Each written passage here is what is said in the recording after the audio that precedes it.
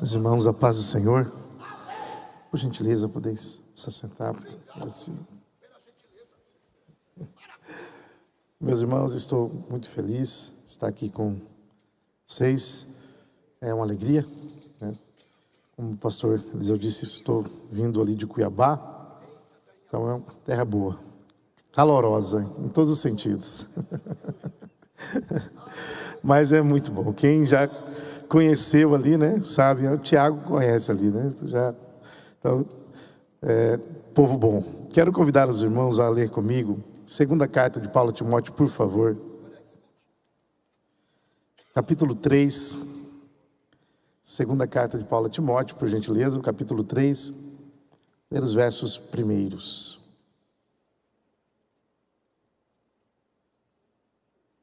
Segunda carta de Paulo a Timóteo, capítulo 3, versos primeiros, que dizem assim: Sabe, porém, isto, que nos últimos dias sobrevirão tempos trabalhosos, porque haverá homens amantes de si mesmos, avarentos, presunçosos, soberbos, blasfemos, desobedientes a pais e mães, ingratos, profanos, sem afeto natural, reconciliáveis, caluniadores, incontinentes, cruéis, sem amor para com os bons, traidores, obstinados, orgulhosos, mais amigos dos deleites do que amigos de Deus, tendo aparência de piedade, mas negando a eficácia dela. Destes afasta-te, porque deste número são os que se introduzem pelas casas e levam cativas mulheres nécias carregadas de pecados, levadas de várias concupiscências, que aprendem sempre e nunca podem chegar ao conhecimento da verdade. Como Janes e Jambres resistiram a Moisés, assim também estes resistem à verdade, sendo homens corruptos de entendimento e réprobos quanto à fé. Não irão, porém, avante, porque a todos será manifesto o seu desvario, como também o foi o daqueles. Muito obrigado. O material está na apostila, acho que na página 176, ali os irmãos que quiserem acompanhar, sintam-se à vontade.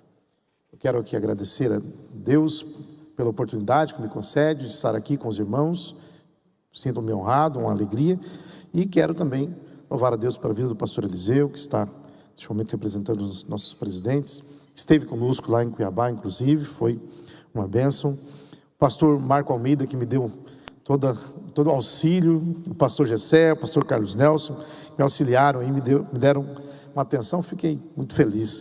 O pastor Jeremias, que ministrou, e eu pude ouvir, foi uma honra, pastor. O pastor Rodrigo Ursino, que já conhecia, mas não pessoalmente, mas já acompanho o pastor. É uma alegria poder ouvir o senhor e conhecê-lo pessoalmente, é um prazer, uma alegria. E nosso pastor José Wellington Bezerra da Costa, pastor José Wellington Costa Júnior, que me fez o convite, fiquei muito feliz, não esperava, né? Mas Deus faz isso, né?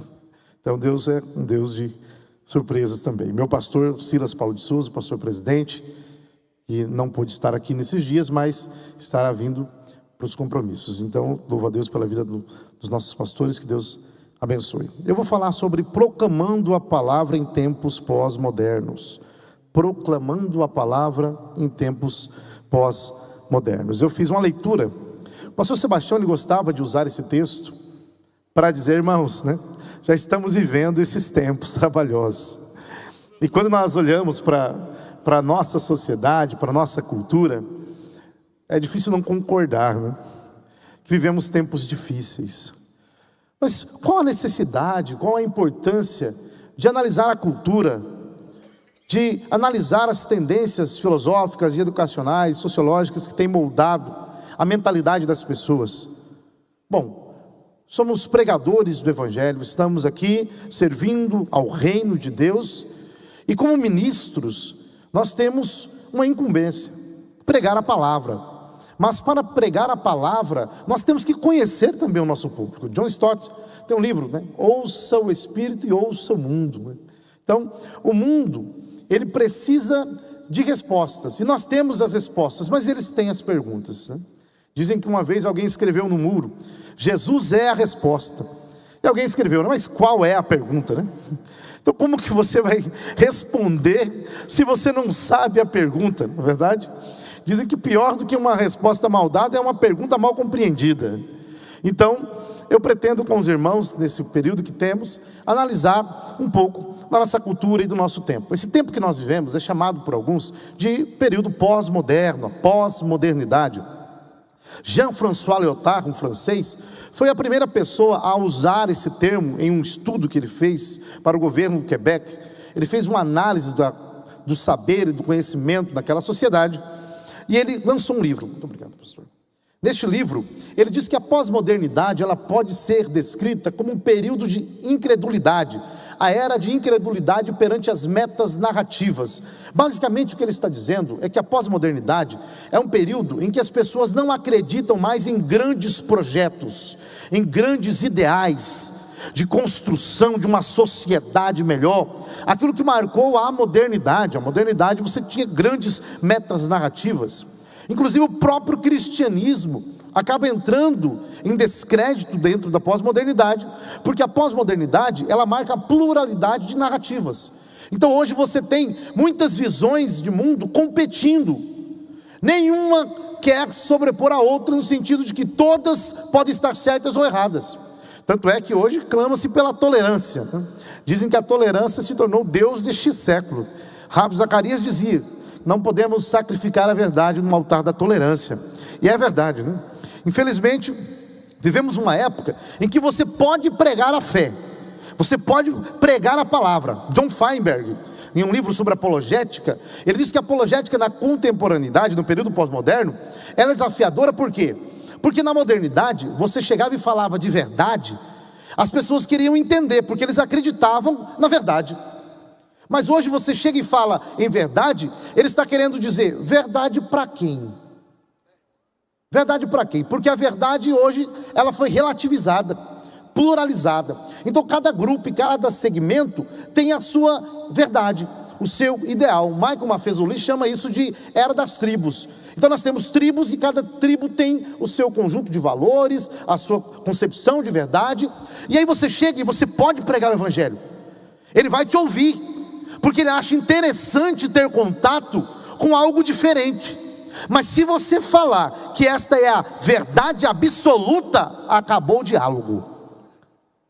Porque a verdade absoluta, esta palavra é uma expressão que fere os ouvidos do ouvinte pós-moderno.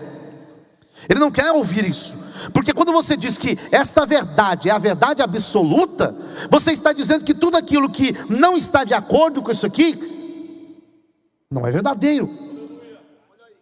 E aí o ouvinte pós-moderno, ele se sente ofendido com isso.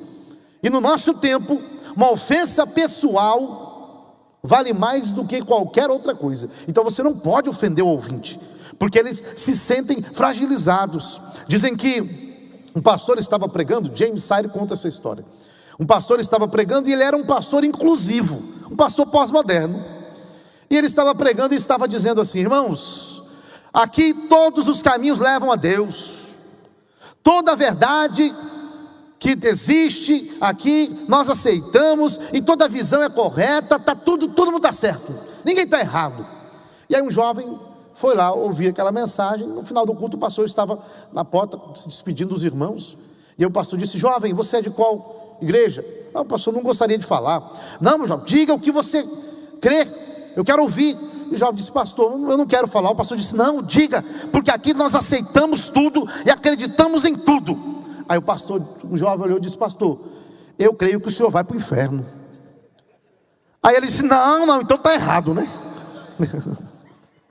Porque a mensagem pós-moderna é isso aí. Quando você confronta ele, ele percebe que é impossível que duas narrativas contraditórias sejam igualmente verdadeiras na mesma proporção. Aí ele vai retroceder porque está ferindo ele. Mas a verdade de Deus, irmãos, ela não pode ser negociada, ela não pode ser relativizada. A palavra de Deus tem que ser pregada e vivida como ela é. O mundo goste ou não, o mundo queira ou não. O nosso compromisso não é em agradar o mundo, é agradar a Deus e pregar a verdade. Eu tenho um pastor amigo, pastor Valdeci do Carmo, o qual tive o privilégio de escrever um livro com ele sobre hermenêutica. E o pastor Valdeci do Carmo sempre me ensinou. Ele disse: olha, não brigue por posição, não brigue por lugar, brigue pela verdade. Porque se você brigar por posição e brigar por lugar, você está sozinho. Mas quando você briga pela verdade de Deus, Deus garante e Deus se responsabiliza. Se for para sermos esculachados por essa sociedade, seja porque estamos pregando a verdade. Então este tempo é um tempo de crise das certezas. Andrew Wright diz que vivemos a era da incerteza, porque as verdades foram diluídas no ácido da pós-modernidade.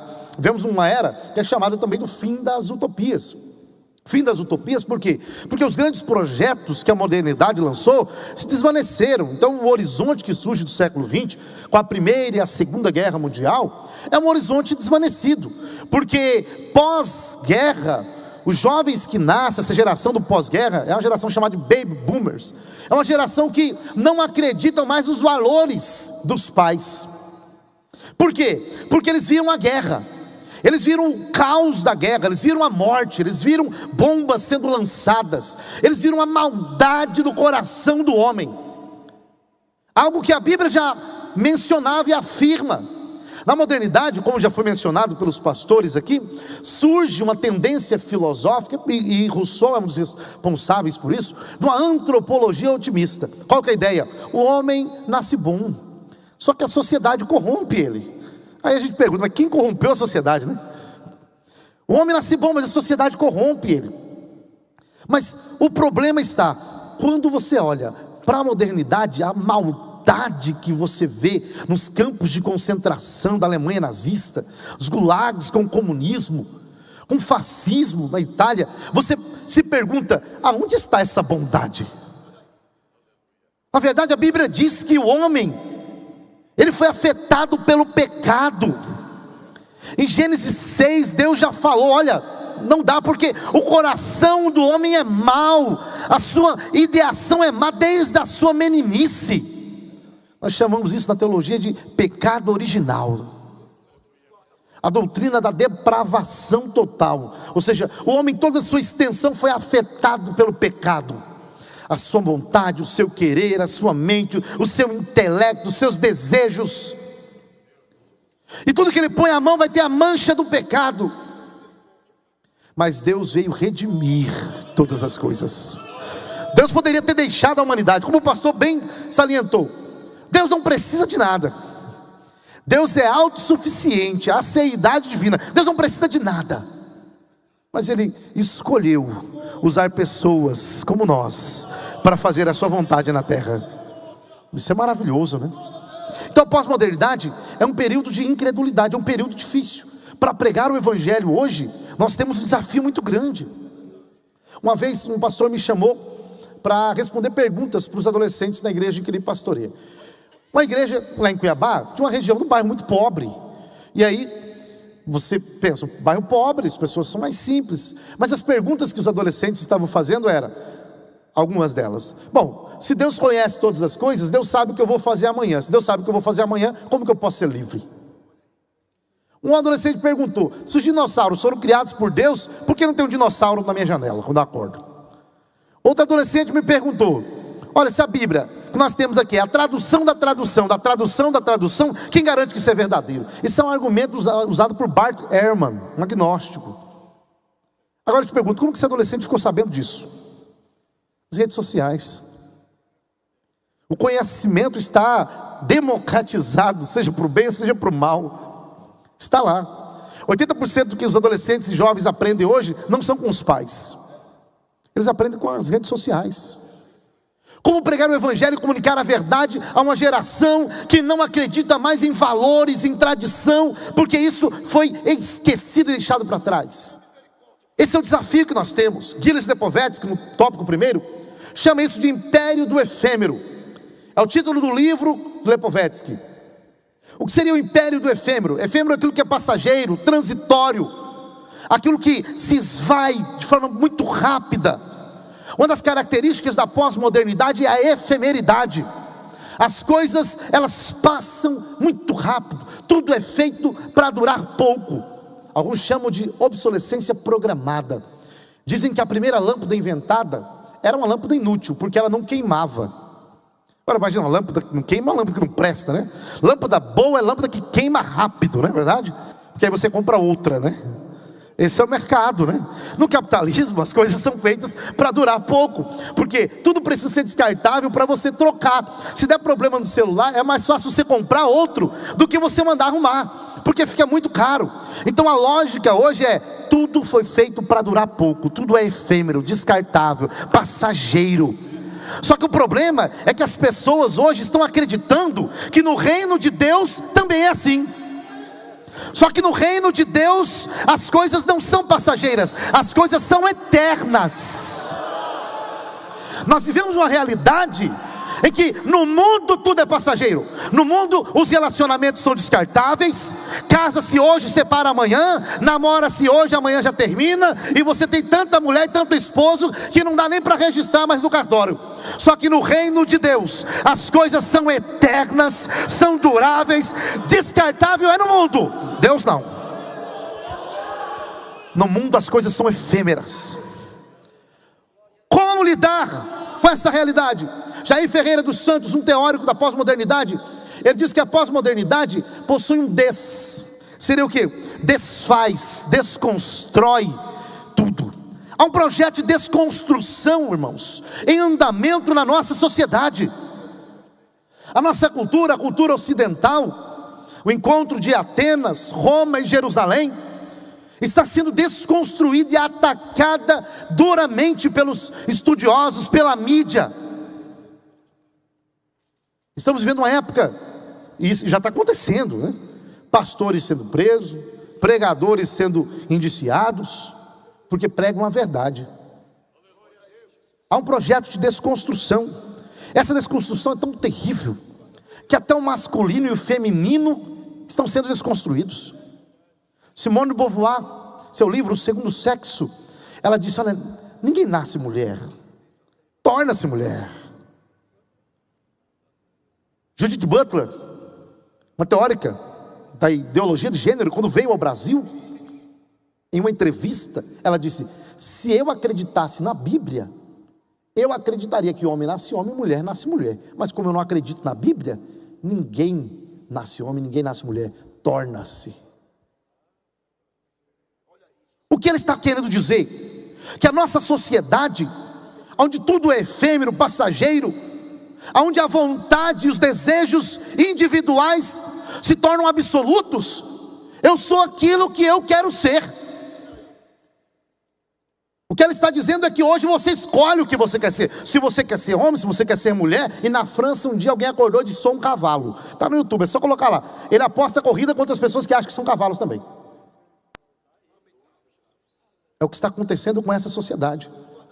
Mas Gênesis capítulo 1, verso 26, 27, diz que Deus criou o homem à sua imagem e semelhança. Eu não escolho o que eu quero ser, eu sou aquilo que Deus diz que eu sou. A minha identidade não pode ser definida pelos meus desejos, porque como nós já aprendemos aqui hoje, os nossos desejos podem ser falhos. A minha identidade é definida a partir da minha relação com Deus, a quem eu sirvo. Uma vez que eu estou em Cristo Jesus, eu tenho uma nova identidade em Cristo Jesus. Eu sou uma nova criatura, eu tenho um novo nome, uma nova pátria, uma herança celestial. Quando você casa aqui, né, você dá o sobrenome à esposa. Tem gente que faz o inverso, mas o costume geralmente é que se dá o sobrenome à esposa, né? Mas Jesus, ele vai além. Jesus, ele fala: olha, eu te resgatei, eu não vou te dar só um sobrenome não, eu vou te dar um novo nome, uma nova pátria. É isso que Jesus faz conosco. Em uma era de incerteza, em que tudo é passageiro, acreditar em coisas eternas se tornou antiquado. Não tem problema não. Nós não estamos aqui para agradar o mundo, não é verdade? Estamos aqui para agradar a Deus. Uma vez, o pastor Sebastião, eu preguei na sede, e aí o pastor Sebastião, eu ia despedir dele para ir embora, e ele estava conversando com um irmão. Eu disse: pastor, eu só queria despedir do senhor para poder ir embora. Aí ele disse assim: Jonas, vem aqui, leia Malaquias 2,14 para este irmão. Falei: amém, não vou ler. Fui ler Malaquias 2,14 para o irmão, conforme o pastor Sebastião pediu. E aí lá estava: porque eu tenho contra ti que deixastes a mulher da tua mocidade, com quem da qual te casaste, quem eu servi como testemunha, diz o Senhor. Eu entendi ali que o irmão havia largado a mulher, parece que já estava com outra, e o pastor Sebastião leia para ele. E eu li, a hora que eu olhei para a cara do irmão, fiquei com medo, né? Pensei, no pastor ele não vai bater, mas em mim, né, nada garante. E aí li, aí eu falei: pastor, posso ir embora? Ele falou: leia de novo. Bravo. Eu li de novo. Aí o pastor olhou para o irmão e disse: se arrependa, meu irmão. Se arrependa para você não ir para o inferno. Deixa essa vida de prostituição que você está vivendo aí e se converta. Eu não conhecia o irmão, não sabia muito bem o que estava acontecendo. Eu disse: pastor, posso ir agora? Ele falou: vai. E eu fui rápido embora. Sabe o que eu aprendi com o meu pastor? É que a verdade de Deus, ela serve para todo mundo, irmão. A verdade não é válida só para quem eu não gosto, mas para minha família a verdade não serve. Eu prego a verdade para os outros, mas para o meu filho não vale. O irmão era conhecido do pastor, mas a verdade tem que ser pregada, a verdade tem que ser anunciada. Se você gostar, ela é verdade. Se você não gostar, é verdade do mesmo jeito. E é assim que funciona. A verdade de Deus que garante. Neste mundo em que as pessoas estão construindo ideologias, dizendo até que você é aquilo que você pode ser, a palavra de Deus continua sendo a mesma, porque Jesus é o mesmo, Deus é o mesmo, o Espírito Santo é o mesmo. Ele continua batizando, continua curando, renovando, continua, não mudou. Os homens mudam, Deus não. Deus é o mesmo. Então nós estamos vivendo uma época em que o efêmero é valorizado. Uma das características, segundo Gilles Lipovetsky, do efêmero é a moda. Lança-se uma tendência hoje, amanhã já lança outra, né? E às vezes dentro da igreja mesmo a gente vê, né, também gente com essa moda, né? Vocês sabem o que eu estou falando, né? Então eu não vou precisar entrar em detalhes, mas graças a Deus que em alguns lugares não tem, mas a moda, onde tudo é passageiro, tudo é efêmero, nada é feito para durar. Então as pessoas são movidas por isso. É um culto à aparência, é a idolatria da imagem, culto à personalidade. Pessoas que gastam milhões fazendo plásticas e tanta coisa a mais, porque ele quer agradar um padrão construído socialmente. Jovens morrendo nas mesmas cirurgias, porque foram fazer tantos procedimentos. Cuidar da aparência não é o problema, irmão. O duro é quando isso se torna idolatria no coração do ser humano. Quando a única coisa que a pessoa tem é a aparência e nada mais. Pessoas escravizadas pelos estereótipos mundanos, querendo agradar um padrão que o mundo construiu. A gente está vivendo uma crise de referência. Por quê? Porque infelizmente muitas pessoas daqui de dentro buscam um referencial lá fora, estão querendo ser semelhantes aos de fora, imitando jogadores de futebol, atrizes, atores, cantores, youtubers e tanta coisa mais. A nossa referência não está no mundo, a nossa referência está na palavra de Deus e nos homens e mulheres que Deus levantou nessa época. Uma das características da pós-modernidade é que as referências foram sendo diluídas, desconstruídas. Então você tem adolescentes, jovens, se você olhar as redes sociais deles, quem é o ídolo dele?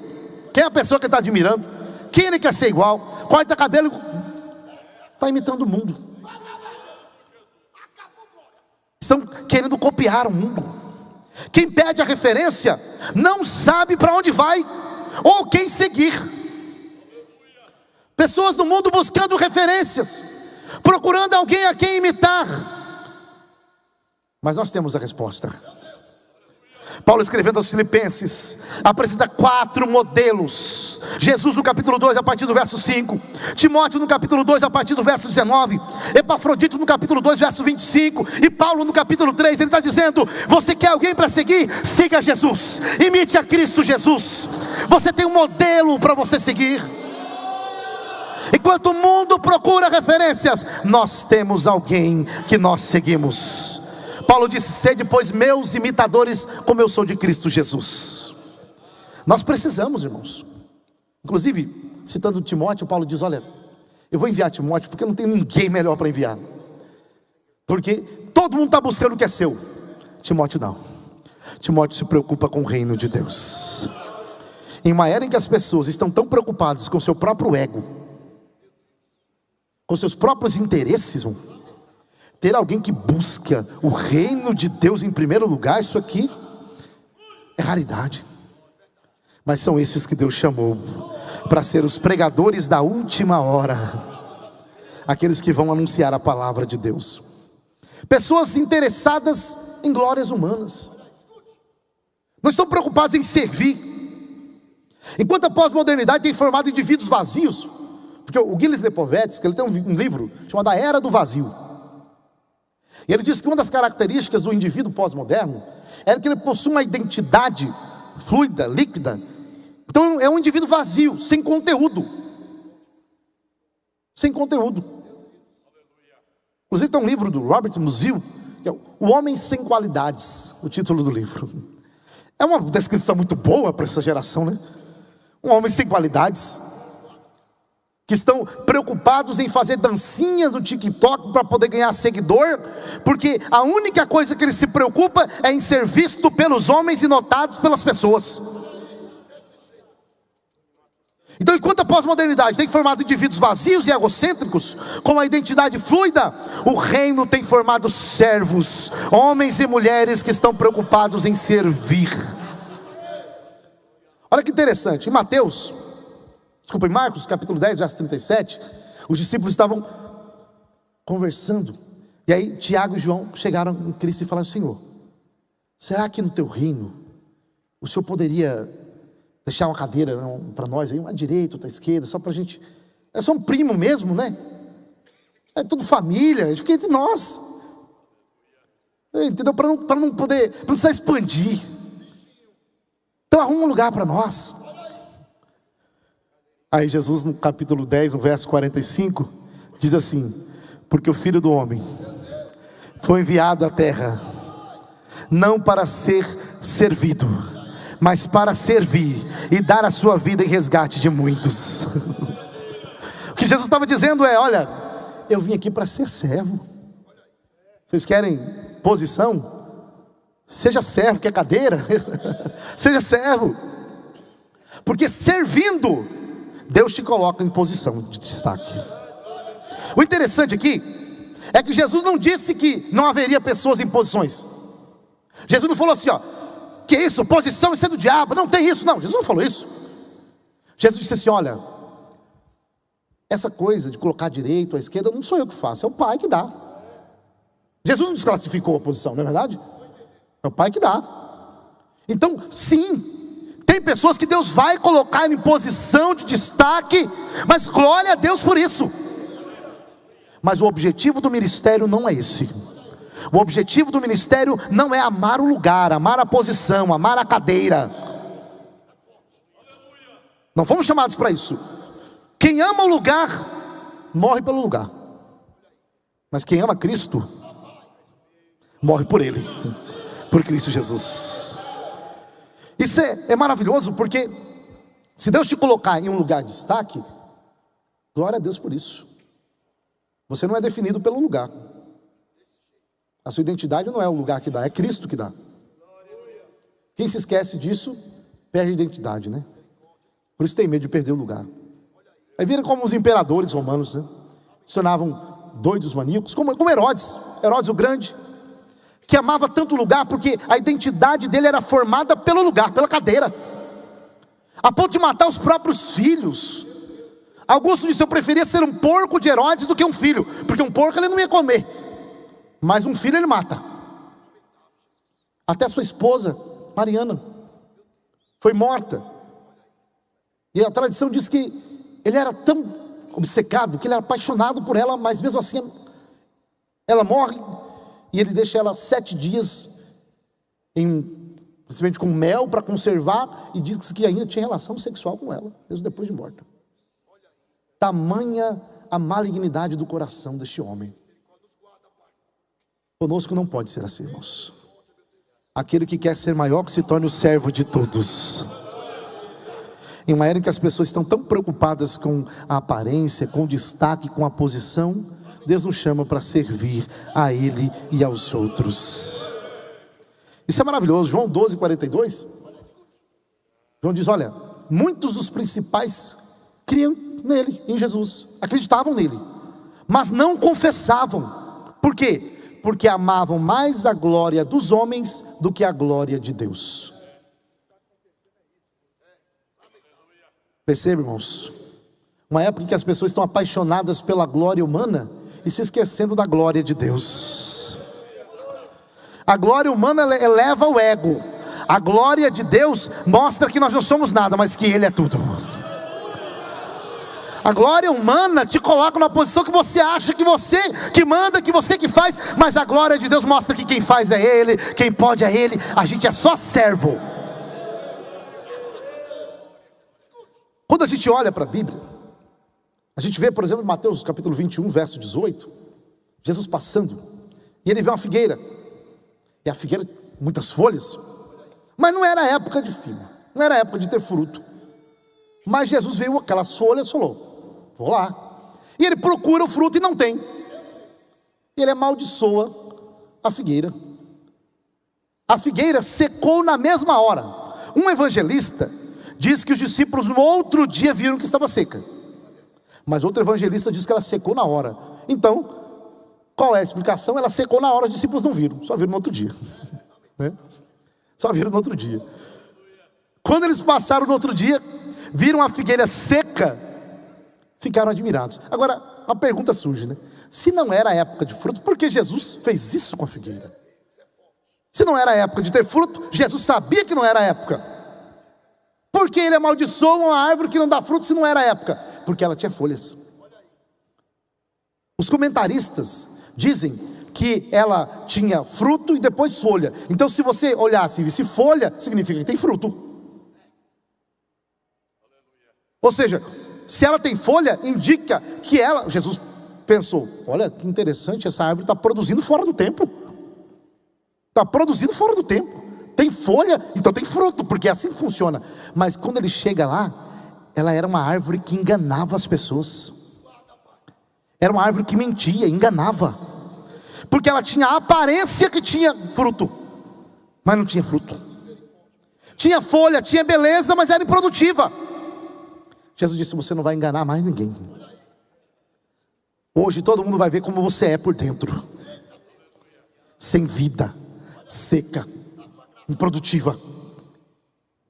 Era uma referência à nação de Israel, que se encontrava nessa situação. Um povo que foi chamado por Deus. Êxodo capítulo 19, verso 6. Uma nação santa, reino de sacerdotes, mas um povo que se perdeu em meio à caminhada. Mateus, no capítulo 22, verso 43, Jesus disse: olha, o reino vos será tirado e será dado a um outro povo, que produza os seus frutos.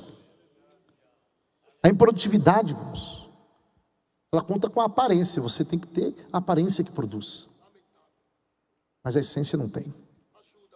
Vemos uma época em que as pessoas estão tão preocupadas com a aparência e se esquecem da essência. Os fariseus, eles tinham vestes longas, olha os versos bíblicos, andavam com seus terafins, seus tefilins, e tinha todos os seus jejuns, as suas orações e as esmolas, mas estavam mortos por dentro. Continuando, o ponto 2, os instantes eternos. Michael Maffezoli diz que uma característica do nosso tempo é que essa geração, ela vive como se o presente fosse a única coisa que existisse, como se esse momento fosse eterno. Então eles estão empenhados em buscar prazer, satisfação momentânea, em se realizar, porque a única coisa que eles possuem é isso aqui. Eles não acreditam em vida eterna. Na era das revoluções, Revolução Francesa, 1789, o passado se perdeu. Então na modernidade você tem aí, perde-se a tradição, o esquecimento do passado. Tanto que Edmund Burke, seu livro, Reflexões sobre a Revolução na França, ele protesta, diz: irmãos, não podemos nos esquecer das tradições. O indivíduo é tolo, mas a espécie é sábia. Há sabedoria na tradição, nos valores. Mas com a modernidade e com as revoluções, a tradição foi desconstruída. Em maio de 68, os jovens foram às ruas na França, dizendo: é proibido proibir, abaixo o Deus cristão, abaixo a proibição, pedindo liberdade sexual. A revolução sexual surge a partir desse contexto, movimento hippie e tantas outras coisas mais. Então a tradição, o passado, se esqueceu. Mas a modernidade ainda acreditava em projetos para um futuro. O positivismo, por exemplo, estamos caminhando em uma era positivista, onde tudo vai ser melhor, estamos progredindo. Karl Marx, por exemplo, que acreditava em um reino sem Cristo, construído pelos homens. Então, as grandes ideologias da modernidade eram ideologias em que acreditavam em um futuro melhor, segundo eles. Mas aí, o século XX mostrou que a única coisa que o homem conseguiu fazer sem Deus foi criar um caos. Criar o caos. Ou seja, não há possibilidade de um futuro sem Deus. Não vamos construir um céu na terra sem Deus. Então, a pós-modernidade, ela surge, e ela surge também com uma descrença em relação ao futuro. Então não há mais uma crença em grandes projetos de construção, não. Eles estão empenhados em viver o aqui e agora. Aí a mensagem que os jovens se utilizam é aquela de Horácio, poeta romano, que dizia: carpe diem, aproveite o momento, aproveite o agora, aproveite o dia, viva, desfrute de todos os prazeres que você puder. É a única vida que você tem, é essa. Se entregue aos prazeres. Essa é a mensagem do mundo. Não se preocupe com amanhã, viva agora, porque você não sabe se você vai estar vivo ou não. Então na pós-modernidade o futuro foi esquecido. Viva como se não houvesse uma eternidade. Pessoas mergulhadas em uma visão imanentista do mundo, em que o transcendente foi deixado de lado, foi esquecido. Todos os projetos e planos visam apenas este mundo. Harry Blamires diz que perdemos a mente cristã. Se você conversar com os jovens e perguntar: que faculdade você quer fazer? Quero fazer medicina, direito, arquitetura. Mas por quê? Porque eu quero ganhar bem, quero ter um bom emprego, quero ter uma casa boa. Todos os planos são ótimos, né? Muita coisa muito boa, legítima. Querer ganhar bem, ter um bom carro, uma boa casa, é uma coisa muito boa. Todos nós aspiramos isso. O problema não é querer essas coisas. O problema é quando o único objetivo da sua vida são essas coisas. Pensa-se como o mundo pensa. Uma visão imanentista, tudo no horizontal. Eu quero ter dinheiro, ter casa boa, ter posição, ter um carro, mas se esquece que nós somos chamados para servir a Deus com tudo que nós temos e com tudo que nós fazemos. Paulo disse: quer comais, quer bebais, faça tudo para a glória de Deus. Perder a mente cristã é ter uma mente secularizada. A palavra secularização deriva-se da expressão século, referência a este tempo, a esta época. Aion, em grego, a ideia de que só este tempo que vale, que compensa, só esta era. Então hoje, infelizmente, nós temos pessoas dentro da igreja, mas com uma mente secularizada. A mente secularizada. Mas a palavra de Deus confronta nosso tempo, confronta a nossa cultura, confronta os valores desta época. 2 Coríntios capítulo 4, verso 18, Paulo diz: não atentando para as coisas que se veem, mas para as que não se veem, porque as coisas que se veem são passageiras, e as que não se veem são eternas. Nós não somos guiados pelas coisas temporais, mas pelas coisas eternas. C.S. Lewis disse que os homens que mais fizeram por essa terra foram aqueles que mais amaram os céus. Quem tem o coração na eternidade, a mente no céu, vai fazer o máximo que puder por essa terra, para trazer um pouquinho da cultura celestial para cá, porque os tempos são difíceis, irmãos. Hebreus, capítulo 11, verso 7, diz que Noé, pela fé, divinamente avisado das coisas que ainda não se viam, ele acreditou, temeu. Ninguém estava vendo. Noé também não estava vendo. Mas Noé acreditou. Porque a fé nos capacita a enxergar o invisível, aquilo que o mundo não está vendo. Hebreus capítulo 11, verso 8 e 10, diz que Abraão deixou a sua cidade. A arqueologia bíblica diz que Ur, naquela época, eram cidades avançadíssimas. Eldon Price, em seu livro Arqueologia Bíblica, diz que era uma cidade avançadíssima. Leonard Woolley, então um moço aqui que me achou para Cristo aqui. Leonard Woolley é um arqueólogo que faz escavações na região de Ur, e ele, em seus estudos, descobriu que para aquele tempo a cidade era uma cidade avançada. Deus manda Abraão deixar uma cidade para o seu tempo avançada e ir morar em cabanas, em tendas, num lugar que Deus mostraria. Pastor Marco, tem que ter muita fé para fazer um negócio desse, né? Quem faria isso, irmãos? Senhor, para onde que eu vou? Abraão, vai, que eu te mostrarei, vai. Gênesis 12, a expressão hebraica ler lerá, que é sai para ti mesmo, sai para ti mesmo. Ou seja, ao sair você vai se encontrar. Se você sair debaixo da obediência, você vai se descobrir. Porque você pode estar no melhor lugar do mundo, mas se Deus não estiver contigo, você está perdido. Mas ao sair na vontade de Deus, você se encontra. Sai para ti mesmo, sai para te encontrar. E aí, Hebreus diz que pela fé, Abraão viu a cidade celestial, cujo artífice, arquiteto, construtor é o próprio Deus. Hebreus capítulo 11. Moisés foi chamado filho, era chamado de filho da filha de Faraó. É provável que Moisés não fosse o seu nome completo, porque a expressão egípcia, Mose, tem relação com os nomes egípcios, né? Tutmoses, referência ao deus Tote, Ramsés, por exemplo, e outros mais. Então é provável que Mose tivesse mais um nome aí a princípio, que fosse uma referência a alguma divindade, mas Moisés nega esse primeiro nome e diz não quero fazer referência a nenhum deus egípcio. A arqueologia tem estudado e descobriram uma mulher chamada Hatshepsut, que provavelmente pode ser a mulher que encontrou Moisés no Nilo. Ela é considerada a única mulher que foi Faraó, E é possível, perceba que eu estou usando a palavra possível, é provável, né? É possível que ela tenha sido a mulher que encontrou Moisés. Olha que interessante, ela não tinha filhos, porque era estéril. E ela era casada, e o seu esposo tinha um filho que não era dela, Tutmoses III.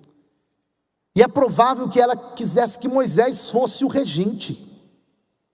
Tem um livro muito bom, A Bíblia e o Egito. Podem pesquisar e encontrar, vocês vão ter muitas informações sobre isso ali. É provável que ela quisesse que Moisés fosse o regente, e não o seu enteado. Mas o que Moisés faz? Moisés, depois que mata o faraó, mata um homem ali, ele foge com medo de Faraó. Os planos da mulher foram-se embora, né? Porque depois o faraó morre, quem vai assumir o trono? O menino ainda era muito novo, o enteado, ela assume o trono. Mas é provável que ela quisesse que Moisés fosse o herdeiro. Se isso está correto, Moisés deixou muita coisa para trás. Hebreus, capítulo 11, diz que Moisés não quis ser chamado de filho da filha de Faraó.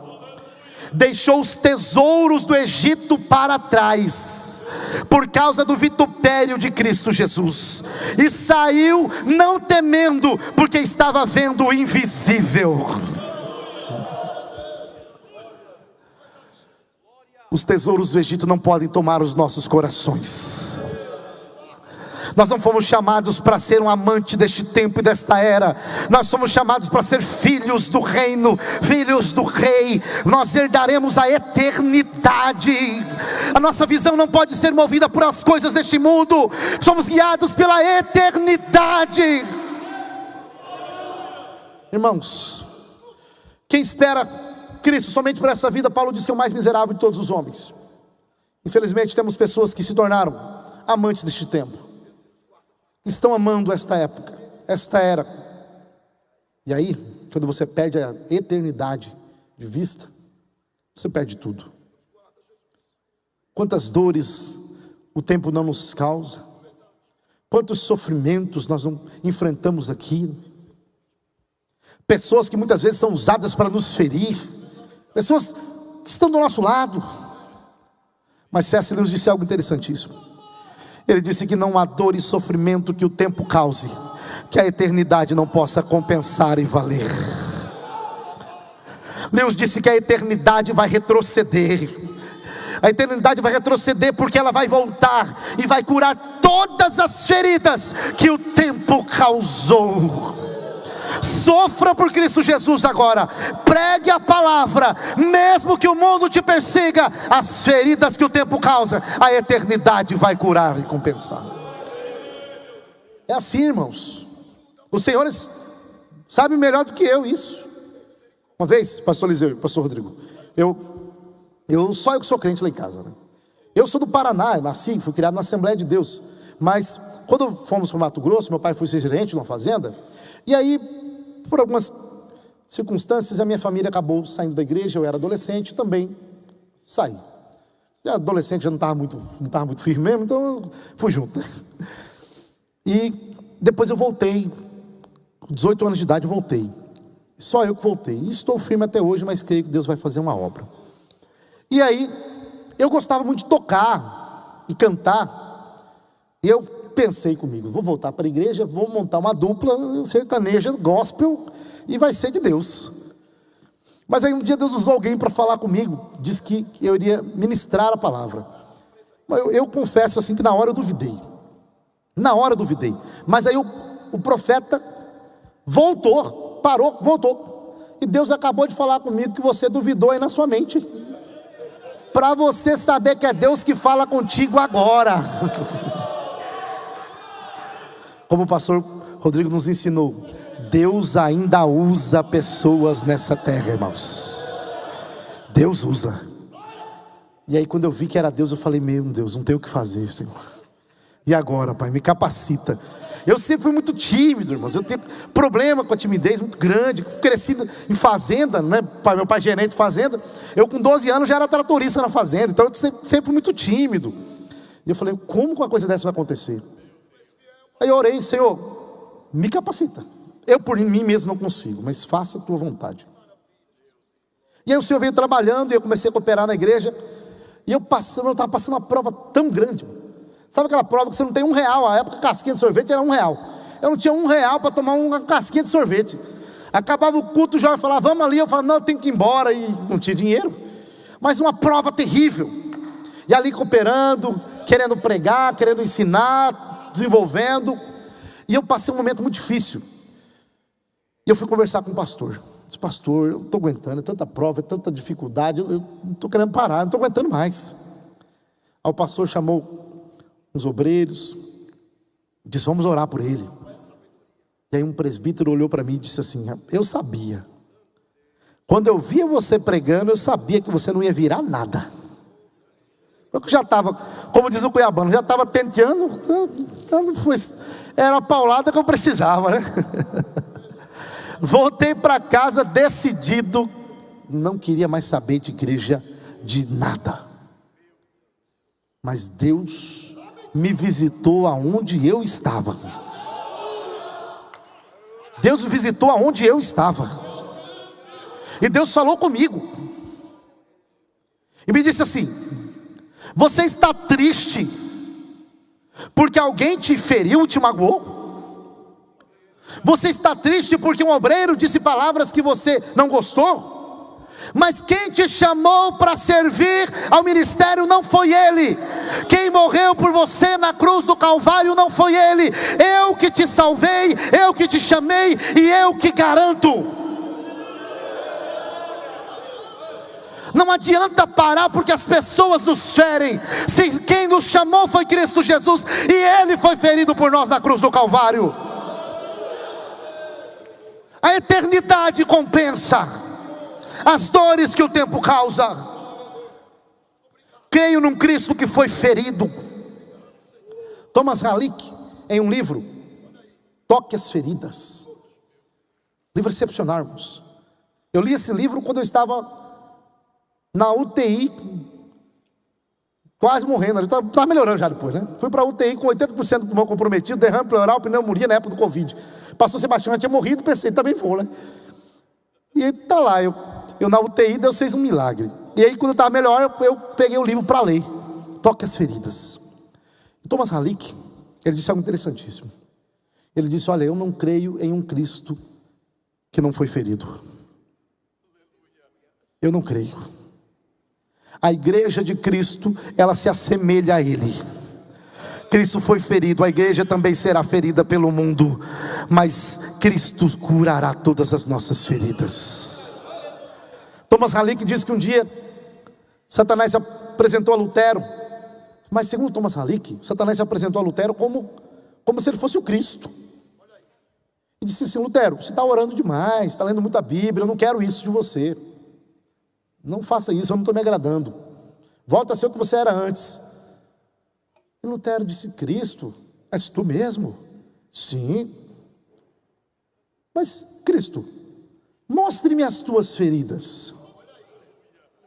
Deixe-me ver as tuas feridas. Porque eu não creio em um Cristo que não foi ferido. Ele foi transpassado na cruz do Calvário.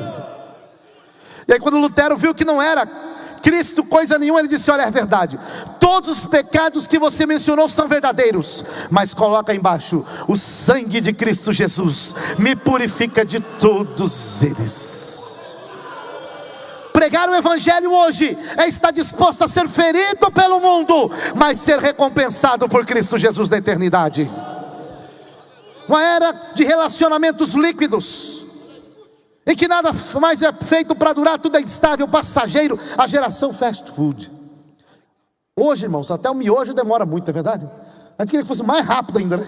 Até o miojo demora muito, porque a gente vive uma época em que tudo é muito rápido, tudo é passageiro, tudo tem que ser instantâneo.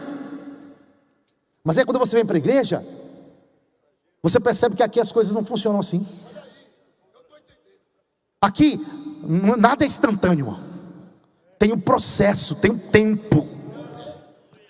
Paulo se converte, começa a pregar ali em Damasco, vai para a região da Arábia, fica 3 anos, depois vai para Tarso, 11 anos, sei lá o que Paulo estava fazendo. É provável que ele tenha pregado lá, com certeza, mas fazendo tenda também. 11 anos que ninguém sabe o que ele estava fazendo. Depois que ele volta.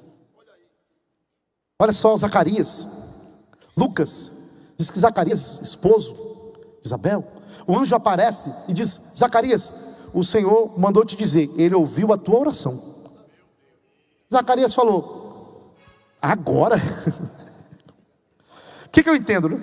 Eles se casaram, sendo jovens, ela não tinha filhos, eles oraram na juventude: Senhor, dá-nos um filho, dá-nos um filho. Deus, depois de muitos anos, os dois já idosos, Deus diz: vai lá e fala para ele que eu ouvi a oração dele. Mas Senhor, já tem 40 anos que eu fiz essa oração, 50 anos, sei lá eu quanto tempo. Diga que eu ouvi a tua oração.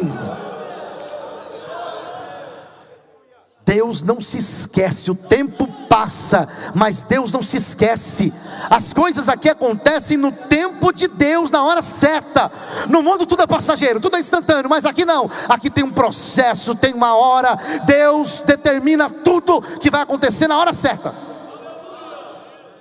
É Deus. E aí o que ele faz? Amém, Senhor. Então, que o Senhor faça conforme a sua vontade. Eu já estou encerrando. Algo, nesse período de incertezas, em que, como disse um pastor, uma era em que o véu das noivas estão cada vez mais longos e os casamentos cada vez mais curtos. Em uma era de incerteza, onde tudo é fluido, passageiro, inconstante, instável, aonde o sagrado vem sendo banalizado, aonde a autoridade vem sendo desconstruída, o que nós podemos nos apegar? Salmo 11, verso 3 diz: quando os fundamentos se transtornam, quando eles são desconstruídos, o que poderá fazer o justo? Isaías 40, verso 8 responde, diz assim: a erva seca e a flor murcha, mas a palavra do nosso Deus permanece para sempre. O mundo passa com a sua aparência, mas quem está firmado na palavra de Deus permanece.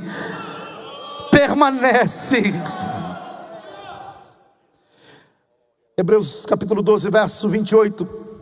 Ele começa no verso 25 já, dizendo que ao som da voz de Deus, o mundo se abala, se transtorna. Uma referência a Êxodo 19. Mas a palavra de Deus, que transtorna o mundo, ela não passa. E aí o verso 28 diz: e nós recebemos um reino inabalável. É isso que nós recebemos, um reino inabalável. Irmãos, um dia, para encerrar, pastor, esse mesmo pastor que eu já mencionei, ele me chamou, eu estava querendo pregar, eu estava pregando para todo lado, mas o pastor não sabia, né? Eu pregava para todo lado, o pastor não sabia.